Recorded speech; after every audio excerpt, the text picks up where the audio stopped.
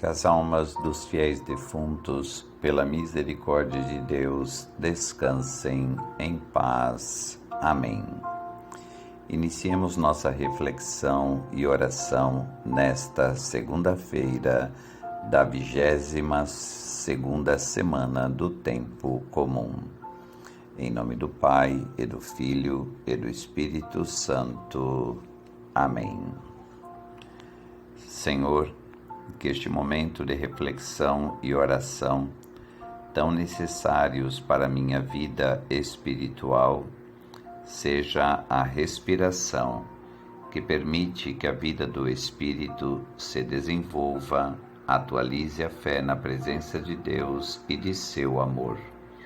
Que a minha alma, conduzida pelo Espírito Santo a partir do mais fundo de si mesma, una-se a Cristo, mestre, modelo e caminho de toda a oração cristã. E com Cristo, por Cristo e em Cristo, dirija-se a Deus Pai, participando da riqueza do viver trinitário. Por este momento, eu reconheça e proclame a grandeza de Deus, a plenitude do seu ser, a infinitude de sua bondade e do seu amor. Amém.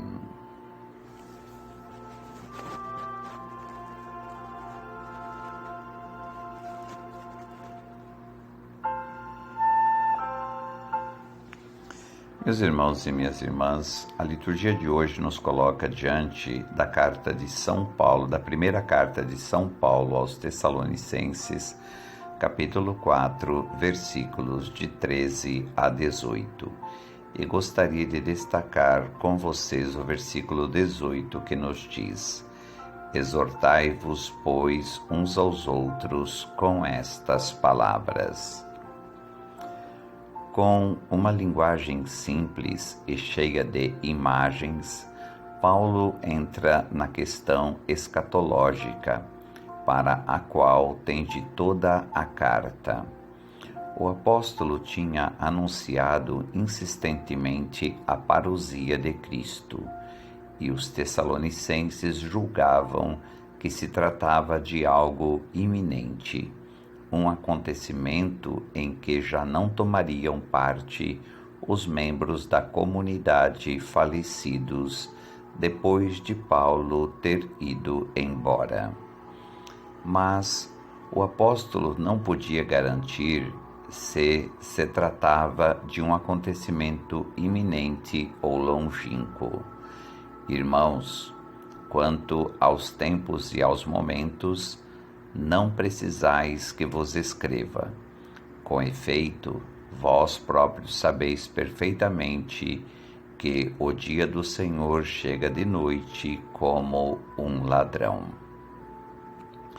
Conscientes da incerteza do momento, há que estar sempre vigilantes, unidos a Cristo na fé, na esperança e na caridade.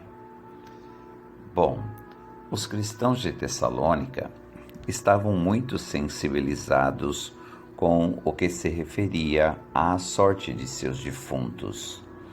Era ainda muito viva a ideia da próxima vinda do Senhor. Mas, como ela ia tardando, temiam pela sorte dos seus. Paulo tranquiliza-os com a afirmação fundamental da fé cristã. Cristo morreu e ressuscitou. Todos os que pertencem a Cristo ressuscitarão com ele, estejam eles vivos ou tenham já morrido quando ele vier. O que significa quando a Sagrada Escritura se refere à morte como sono? Vemos isso na primeira leitura de hoje, bem como em outras partes da Bíblia. Por exemplo, no livro de Daniel, capítulo 12, versículo 2, refere-se aos mortos como os que dormem no pó da terra. E antes de ressuscitá-lo dos mortos, Jesus se referiu a Lázaro como adormecido, conforme o Evangelho de João, capítulo 11, versículo 11. Muitas vezes usamos sono como uma metáfora reconfortante para a morte. E isso é compreensível. A morte é assustadora. A maioria de nós passa a maior parte da vida tentando evitá-la. Dormir, por outro lado, não é assustador.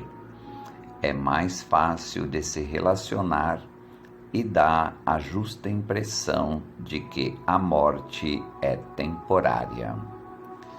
Mas dormir é mais do que apenas uma metáfora pacífica. No fundo, todos sentimos que fomos feitos para mais do que apenas esta vida. Todos nós sentimos que algo, ou melhor ainda, alguém nos espera do outro lado. E esse sentido está certo. Jesus nos disse repetidamente que devemos confiar nele e não ter medo, e em nenhum lugar isso é mais apropriado do que quando pensamos sobre a morte. Deus prometeu que algum dia acordaremos para estar com ele para sempre.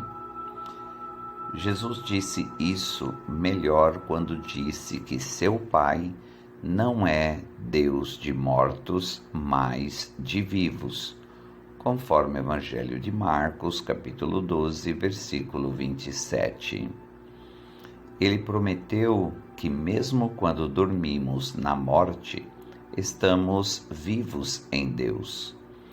Isso pode acontecer, ele ensinou, porque sua salvação abre a porta para que vivamos para sempre e para que estejamos totalmente unidos a Ele, a todos os santos e a nossos entes queridos que trilharam o caminho à nossa frente. Isso dá à morte um novo significado. Não é mais uma parada difícil para a vida que devemos temer. É uma porta de entrada para uma vida nova e ainda melhor. A felicidade que experimentaremos no céu ultrapassará em muito qualquer uma de nossas maiores alegrias aqui na terra. É por isso que as palavras de Paulo hoje não são sombrias, elas são edificantes. Portanto, deixe Jesus diminuir quaisquer medos que você possa ter sobre a morte. Peça-lhe, em vez disso, que o preencha com um maior senso de esperança e expectativa para o dia em que você despertar para uma nova vida com Ele. Jesus, obrigado por abrir os portões do céu para mim e meus entes queridos.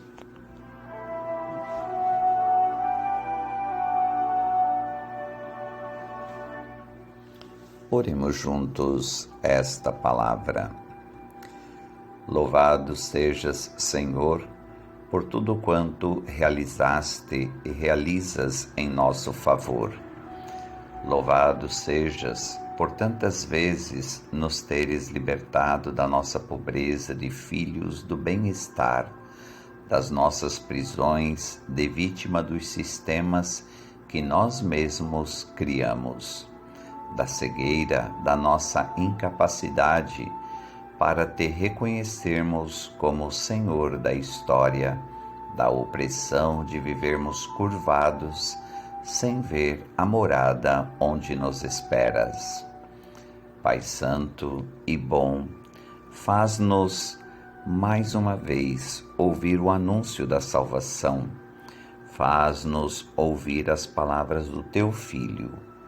cumpriu-se hoje esta passagem da Escritura, para que, pondo à parte as nossas fracas seguranças humanas e libertados de todo o peso, possamos ir ao teu encontro no teu eterno hoje. Amém.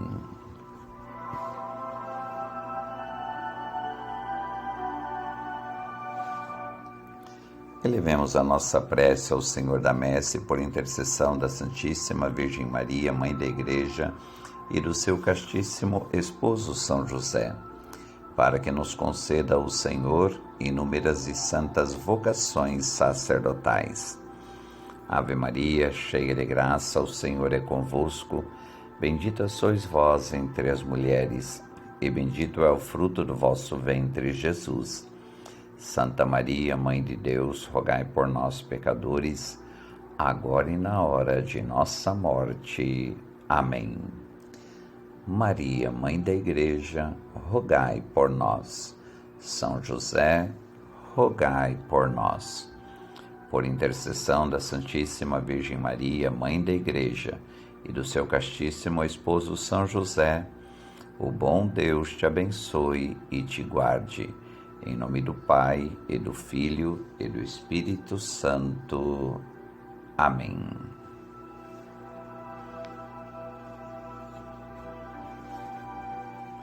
Até amanhã, se Deus assim o permitir.